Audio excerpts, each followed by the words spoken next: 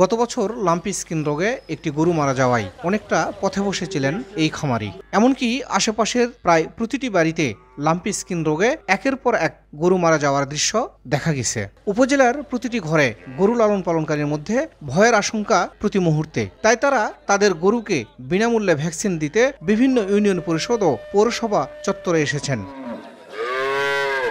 জয়ফ্রাটের খেতলাল উপজেলা প্রাণী সম্পদ কার্যালয়ের সূত্র জানায়, প্রথমবারের মতো জয়ফ্রাট জেলায় লাম্পি স্কিন ভ্যাকসিন বরাদ্দ এসেছে, যা চাহিদার তুলনায় একেবারেই নগণ্য। তবে প্রান্তিক পর্যায়ের কৃষক ও খামারিদের কথা চিন্তা করে উপজেলা নির্বাহী অফিসার উপজেলা পরিষদের রাজস্ব তহবিল থেকে ৫ লাখ টাকার ভ্যাকসিন সরবরাহ করেছেন। এতে করে কৃষক ও প্রান্তিক খামারিরা দারুণ খুশি। গত বছর একটা গরু ল্যাম্পি ভাইরাস হয়ে মারা গেছে, তার এই জন্যে আমি ইনজেকশন করার জন্য আমি হাফিরা আছি। আমার প্রতিটা খামারে অনেক আনন্দিত এবং আশা করি খেতলাল উপজেলা প্রশাসন এরকমভাবে আমাদের খামারিদের পাশে থাকবে। ইউনো মহোদয় দিচ্ছে, সেই অনুযায়ী আমরা শোনা পাই এখানে গরু নিয়ে আসছি। গরুর ভ্যাকসিন পেলে আমরা অনেক কিছু উপকৃত হব। গত বছর ভ্যাকসিন না দিয়ে বন্ধু একটা গরু মারা গেছে, এবারে ভ্যাকসিন দিবা বিনামূল্যে নিয়ে আসি।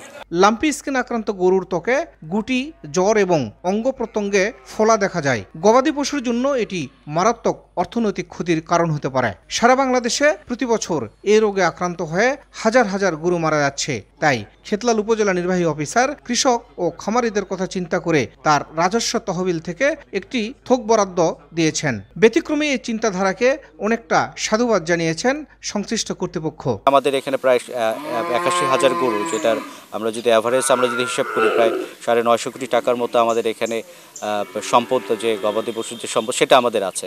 তো এই সম্পদটা যেন আমরা ঠিকভাবে আমরা ধরে রাখতে পারি এবং এর মাধ্যমে যেন আমাদের অর্থনৈতিক স্বাবলম্বী হওয়ার যে আমাদের পরিকল্পনা সেটা যেন বাস্তবায়ন করতে পারি। সমাজের যারা পিছিয়ে পড়া মানুষ তাদেরকে যেন আমরা মূল অর্থনৈতিক ধারায় নিয়ে আসতে পারি, সেটার জন্যই আজকের এই উদ্যোগটা। মাঠ পর্যায়ে ওই রকম অ্যাভেলেবল আমরা খুব শীঘ্র হয়ে যাবে। তার আগেই যে এই প্রোগ্রামটা চালু হয়েছে, এটা আমরা মনে করছি যে একটা ব্যতিক্রমী উদ্যোগ, যে এটা ইউনিসেফ একটা প্রকল্প নেওয়ার মাধ্যমে এই ভ্যাকসিনটা কার্যক্রম চালু করছে। জয়ফ্রাটের ৫টি উপজেলায় মোট ৫,৭৫,০০০ গরু লালন পালন করা হচ্ছে। এর মধ্যে প্রতি বছর গড়ে ২৮,৭৫০টি গরু লাম্পি স্কিন ডিজিজে আক্রান্ত হচ্ছে। অথচ প্রাণী সম্পদ অধিদপ্তর থেকে এই জেলার জন্য ভ্যাকসিন বরাদ্দ এসেছে মাত্র ৬৫০টি। বাংলাদেশে গরুর লাম্পি স্কিন ডিজিজ প্রথম দেখা দেয় ২০১৯ সালে চট্টগ্রামে। এরপর পর্যায়ক্রমে এই রোগ সারা দেশেই ছড়িয়ে পড়ে।